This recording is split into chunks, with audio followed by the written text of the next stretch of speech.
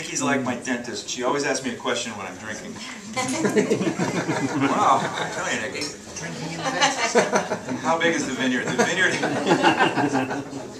The vineyard stretches from, as I said, from the river up to Hopper Creek, and it's roughly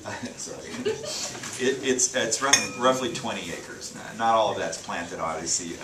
One of the things that we did about 6 years ago, working with California land stewards and fish-friendly farming, was that we actually took out some vineyard to put in a wetlands. Hopper Creek comes running down through Christian Muex's place there, Dominus, right across the highway.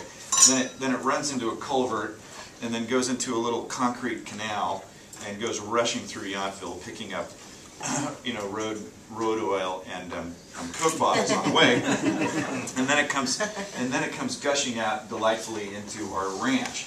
And one of the things that we wanted to ensure was that, well, two things. One is that we really cleaned up that water before it got to the river, because there's a big project going on all along for folks like us who are right along the river, the Napa River. We've been working to restore Chinook and steelhead trout runs in the river.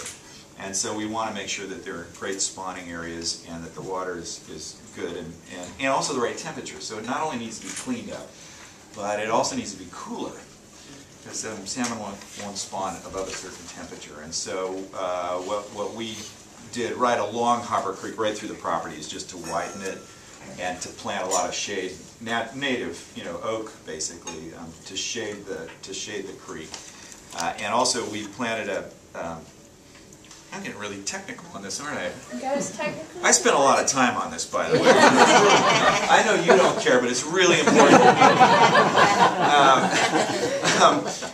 We planted this tuber that actually eats petroleum. It's really cool. So right when the water comes right out of Yountville, we've got this kind of big marshy,